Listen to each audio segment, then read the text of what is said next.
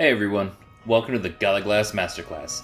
This kind of video is not a full guide. I have a few actual full guides on my channel.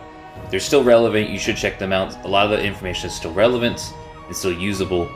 This video is pertaining just to the advanced tech that Highlanders use. If you're looking for a full-out guide, check out the other ones that I've produced. Those will be a little bit more useful for you. Alright, starting with the least basic. It's no secret that Celtic Curse is not a great move as an opener. Most heroes can dodge attack it, and it beats it. Unfortunately, Celtic Curse is just very weak to it, especially since it's not feintable. And also not undodgeable. It's completely dodgeable. A way to go around this is to, when you go up into Celtic Curse, soft feint into offensive stance, come back out of it, and parry or crushing counter strike, whatever they do. There's no dodge tech in the game that's faster than you coming out of your offensive like that. You'll catch anybody that's like that. If they have a dodge bash, stay in offensive, and you can dodge around that. But if it's a dodge attack with an indicator, go into offensive, come out of it, be ready for it. So some of you are already familiar with this tech because you've seen it happen or you've experienced it. But while you're in offensive stance, if you do a retreating light, people can't catch up with you. It's a way to make distance, but you're not stuck in 1000 MS recovery as you would be if you just back dodged. So it's really useful. It doesn't cost a lot of stamina, especially now with the CCU changes. It's a really useful way to make distance, to buy some space. So a lot of heroes that have a forward bash, you're thinking Conqueror, Warlord, BP. After you do your kick into heavy, caber toss into heavy, doesn't matter. After that heavy lands, if you do a backstep, a normal backstep, just a back dodge, and then immediately kick again, a lot of times those heroes will come ripping forward because they want to regain that space because they're close range heroes. And so they'll come forward into your kick. You can catch a lot of these bash heroes that way.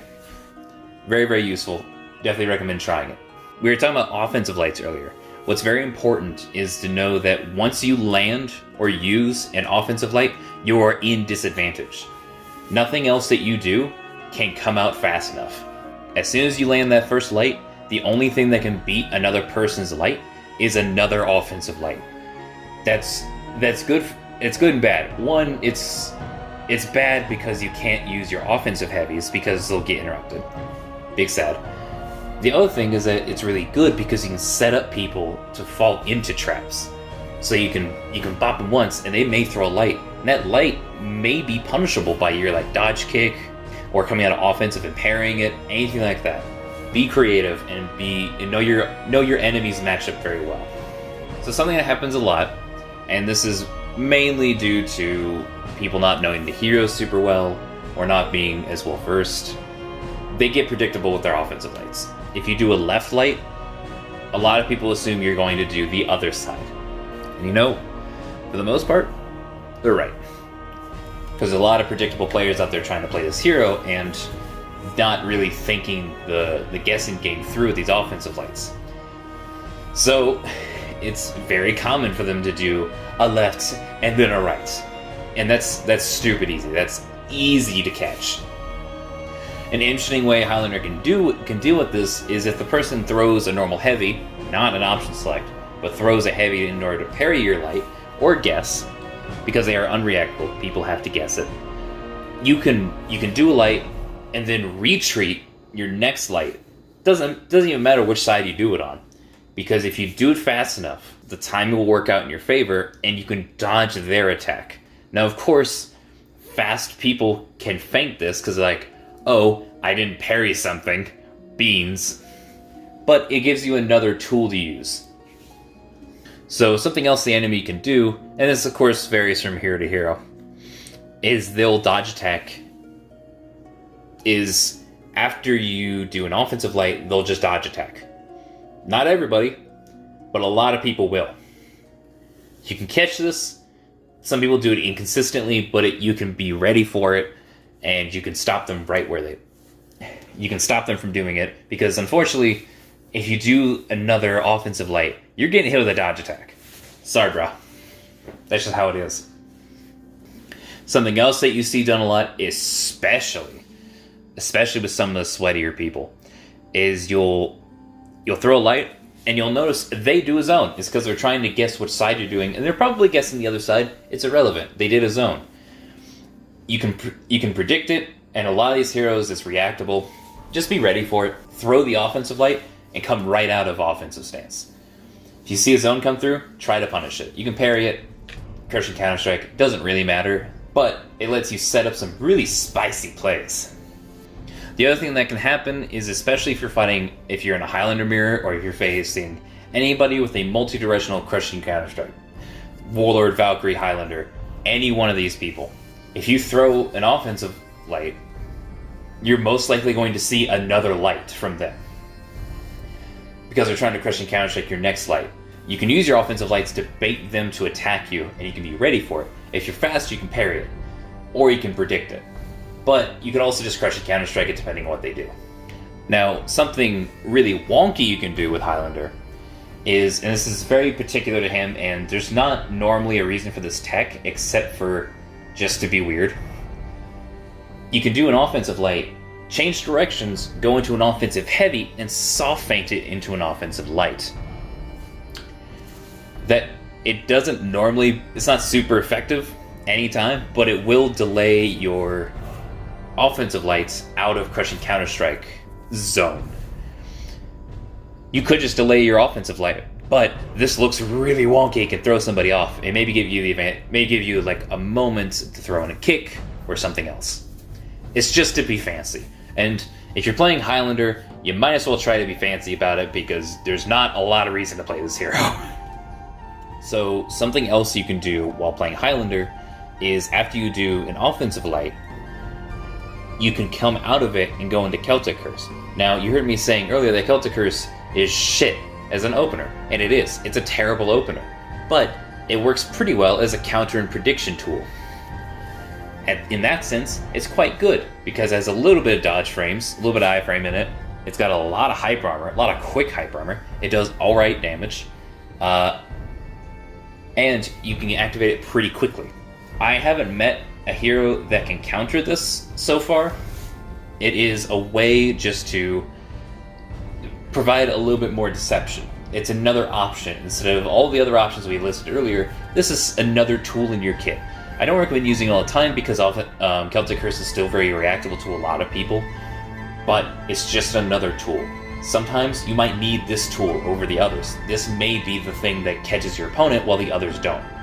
Okay, so dealing specifically with the Highlander mirror match, which is such a wonky mess of mechanics that I almost have to make my own video.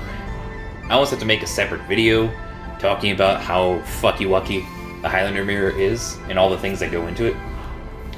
One of the things that I would recommend nobody do in a Highlander mirror is be the first to Celtic Curse. With an exception, I'll get to that exception.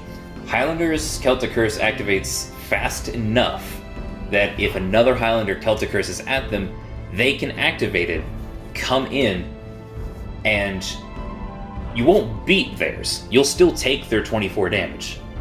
But you'll trade with your own 24, and then have the upper hand because you traded and they got knocked out. If that makes sense. You'll see on the video where Ostrich and I will come towards, he'll come at me, I'll Celtic Curse in return, he'll hit me, I'll hit him, but he gets knocked out, I stay in because I was the last hit. This is really, really cool, and this is just very particular to the matchup. Now, that exception comes when this is relatively well-known tech when dealing with Highlander mirror matches. So what you can do, if you notice somebody is doing that, because it's reactable, it's completely reactable. I can react to it, throw my own Celtic Curse, and beat it. What you can do, if you see your opponent doing that, is just to soft feint into your offensive stance from Celtic Curse. They're probably going to commit to their fastest Celtic Curse cancel, and you can punish it. So, dealing with light parry punishes, it should be well known by now that if you want your proper light parry punish, you use either your offensive heavy or kick. That's your run-of-the-mill stuff. However, if you want to provide a little bit more stamina drain, you can do caber toss. and I haven't had somebody dodge it yet. I was doing some testing, and I could not get anybody who's able to dodge it. So, I'm pretty sure it's guaranteed. If it's not, it's really damn close. Try it out. You can drain a little bit of stamina. I don't recommend using it all the time because Caber Toss uses a lot of your stamina, and it's not necessary for the punish. But if you see somebody's low, I think it drains like 40 stamina. You can see in the orange graph over there on the bottom right. I'm pretty sure it does 40 damage stamina, which is pretty good. So if you see somebody's low, try it out. See if you can get them out of stamina, because that really does help. So Highlander, of course, interacts with frame advantage pretty much how you think he does. Someone does a light at you, you can go into a light yourself or go into a heavy. I think it's kind of contextual. There's no 100% right way to work with your frame advantage. A lot of people know your light's coming. A lot of people can parry that. However, your heavies are also 1000 MS with 800 MS hyper armor activation.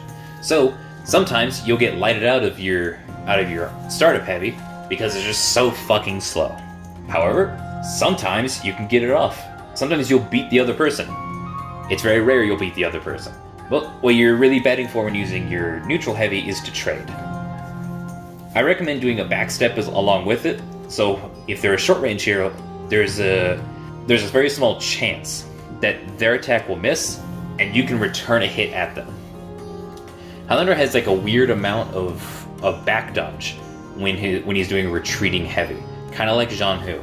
So I would always say backstep your heavies if you're trying to regain, so that way you can do something that's just known as like a master blow, which is you hit them, but because of the range, they can't hit you, and it's in the same time. And it looks really cool. It actually happened in my last montage, and you'll probably see it going through right now. As you recall, they took away the offensive cancel option select, which they should have. So you can't use that anymore. The things you can do, I should say there's 3 things you can do. One of them is really wrong, and I don't recommend doing it ever. A lot of Highlanders will just throw a light. I think this is a terrible idea.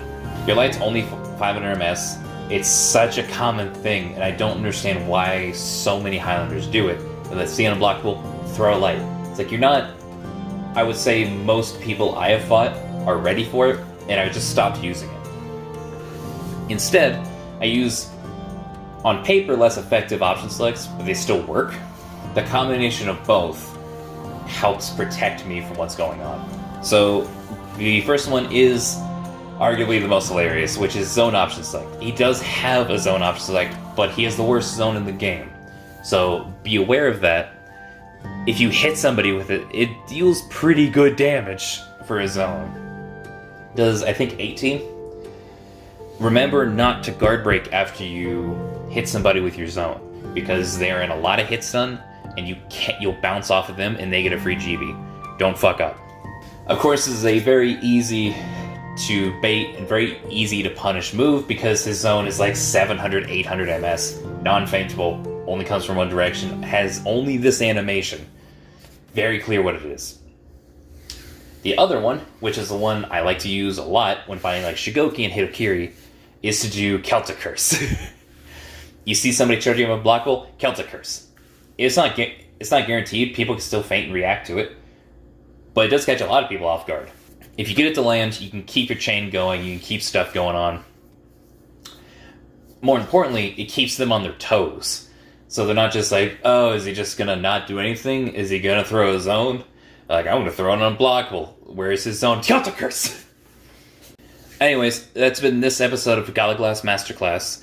I appreciate everybody for stopping by. I hope some of this information has helped you in becoming a more advanced Highlander, so you can have more interesting fights, so you can have cooler moments. We play this hero not because he's easy, not because he's somehow a god in matchups.